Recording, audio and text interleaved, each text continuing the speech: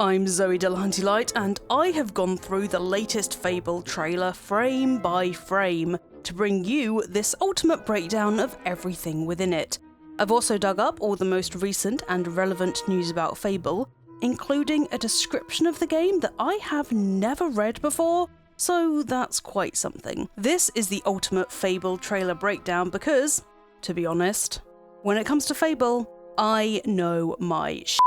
I've played every Fable game multiple times over, have read all of the Fable books, and all of the concept art books, even the one for Fable Legends, so trust me, you're in good hands, and I know what I'm talking about. Let's go, hero. Fable is currently in a playable state, and that's a certain fact, not a rumour, as it's stated on the LinkedIn profile of Playground Games producer VJ Gill, who writes that Playground Games' reboot of Fable is now in a playable state, and that VJ himself is facilitating regular playthroughs of Fable alongside build reviews with key stakeholders. In his profile, VJ Gill calls Fable a new beginning for the legendary franchise, so safe to say, this is seen internally, at least, as a reboot of the series, meaning there might not be much story-wise linking it to previous games. After the reveal of the latest trailer, VJ himself wrote on his LinkedIn a description of Fable I could not find anywhere else. Quote, "What does it mean to be a hero? Well, in the fairy tale land of Albion, that is entirely up to you. With a dark threat looming, and in a world where your reputation precedes you, your choices will change Albion forever. Cannot wait for you to explore this land of fantastical creatures and wondrous places with us." Unquote.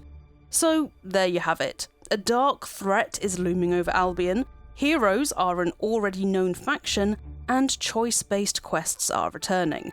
Later on, I've got some news for you about Fable being a bit like The Witcher, but let's cover the trailer first. First off, the sword pulled from the earth is, to all appearances, the same one as in the very first teaser trailer. Yeah, the one that pierced a skeleton and was investigated by that unfortunate fairy. It's a bit less rusted, but still has the blue stone and the Heroes Guild sigil on the pommel. Pulling the sword from the stone to prove you're worthy is a common fantasy trope, one that even had its own quest in a previous Fable game, so I'd argue that's what's going on here. Our hero is pulling the sword from out of the skeleton to signify they're inheriting the hero title. From the clothes alone, basic cloth and leather, bright colours, embroidery, it's clear that this hero, like the ones in Fable 1 and 2, has almost started from nothing, as they're not decked out in glowing armour or pristine mage robes. Their gem necklace, I'd wager, is a childhood gift or memento of a lost parent, if we want to get real stereotypical with it. I like both of these touches, as being a child of royalty in Fable 3 did feel like a weird departure from the usual pastoral beginning to Fable games. The symbolic nature of the rusted Heroes Guild symbol suggests that the guild itself could have been abandoned, with heroes working as individual contractors rather than in a guild. As Dave is familiar with heroes, they must be around in some capacity, maybe just not under the branches of a guild yet. Perhaps it's going to be down to you to restore it to its former glory. In the first game, the Heroes Guild was your main hub where you trained, picked up most of your quests, and upgraded your hero. By Fable 2 and 3, the guild had been forgotten about and reduced to Teresa and the guild seal. It'd be cool if in the Fable reboot it was down to you to rebuild the guild, turning it into the establishment that you explore in Fable 1. Dave himself is a cynic, which is fair, and acknowledges how obnoxious heroes can be. He's a valuable insight into what other people, ordinary-ish people, might think of heroes in the world of Albion. Like in VJ's LinkedIn profile, your hero exists in a world where reputation precedes you, so heroes are evidently already a thing, but it sounds like quite a few people are fed up with how big-headed they've gotten. Later in the trailer, after the hero kicks a chicken, classic Fable, a farmer sarcastically says, "Well done," as if he's over the hero's entitled behaviour. Oh my god. Are heroes the influencers of Fable's world? Disillusioned, Dave mentions bluntly that the age of heroes is over. This is the age of innovation. meaning that the golden age of heroes is over. That's how I interpret it, at least. Whether this means William Black has been and gone in this reboot is unknown at this point, but again, we know that Playground is starting a new universe for the series, so I'd assume he's not in Fable 4. Dave himself is a vegetable enthusiast and appears to be experimenting with gargantuan vegetables, and might not be a giant at all. Just here, it looks like he's standing beside the guy who's angry about his huge pumpkins and our hero. I actually think that Dave has created some kind of mega grow tonic for his vegetables, and appears to be a giant at the end of the trailer because he's taking it himself so he can protect his precious vegetables. Anyway, that's my headcanon and I'm sticking with it. Going back to VJ, he mentions that your choices will change Albion forever, meaning that the good/bad decisions you could make at the end of quests is returning. Hopefully they still affect your appearance. I really liked having devil horns and angel wings. So, I'm hoping you can decide to make peace with Dave and avoid making an enemy of a giant. I love the look of the village in this trailer. There's a pub in the background, very Fable, with what looks like a white duck on its sign. To me, it also looks similar to the Sandgoose pub from Oakfield in Fable 2 with its white bottom, as the Sandgoose sign is an hourglass filled with white sand, but that's probably just my wishful thinking. I love Oakfield. To me, this looks like a village that's potentially known for its flowers, as they're strewn over the roofs, walls, and barrels. I do want to note right here that I'm so glad to see that there's diversity in the villagers, as the other Fable games were very white by and large, so this is a great step in the right direction. Also, love the West Country accent making a return. A true staple of Fable, if you ask me. The whitewashed walls and medieval appearance of the houses indicates that this reboot is going to be set in the medieval era, as was rumoured. So that should mean that we'll see bows return to the game as well, instead of crossbows and rifles. Playground Games has already been praised by Matt Booty for its emphasis on huge naturalistic landscapes and attention to detail, and with all the interior and exterior scenes in this trailer, it's clear that Playground is flexing those muscles. And one more quick note before I move on to combat.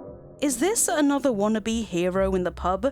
They have an iron pauldron, fancy clothes, and a coat of arms on their breast, making them look more like an adventurer than a villager. The comb-over could indicate that they're aging out of the profession, meaning our hero is a new, young upstart coming to take over their patch. Okay, on to combat. Bandits are returning, yet the first one we see being fought is in an almost feather-like outfit with the leather scales around their shoulders, which seems more prestige than the typical bandit seen later on. Maybe it's a more powerful enemy, or probably a bandit leader. Here our hero uses the Inferno spell, which appears in the other Fable games. And finally, in this brief section, you can see here what I think is a Balverine.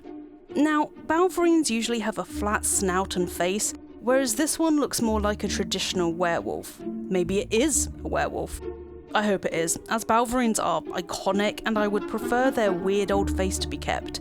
It'd be like Hobbs being redesigned to look skinny, rather than the little round short gremlins they really are. Castle Fairfax, or a castle that looks coincidentally similar, is seen here at the end of the Fable trailer, just like the previous trailer. From a distance, it still looks like Castle Fairfax with its trademark arch, although just like in the first trailer, I did an analysis of it by the way, so you can watch that on the channel, I will say that it does look far more gothic than Castle Fairfax from the other games. Fairfax Castle was built post-Fable 1 on the grounds of Bowerstone Manor, where the mayor of Bowerstone, Lady Grey, used to live. Don't get me wrong, I don't think Fable 4 takes place in between Fable 1 and 2. I rather think that this hints that this might be an Albion that's broadly similar to the one we know and love, but not identical. The moment you've all been waiting for. Let's go on to the news about Fable. On the VGC podcast, staff writer Jordan Midler spoke about what he's heard about the game from those working on it.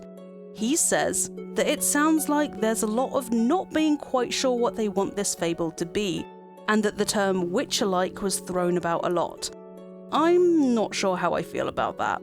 Fable at its heart is an RPG, just like The Witcher, with you battling magical creatures and dealing with the whims of ordinary people, so in that respect, I guess it's similar.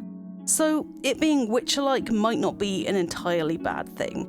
And from the trailer, it definitely isn't going down the gritty route, so we don't have to worry about that. I do trust Playground with Fable, especially as Anna Megal is now the game's narrative lead. Anna was narrative lead on Control, and worked on Dishonored, which, for me, is a very, very good sign. I trust Anna.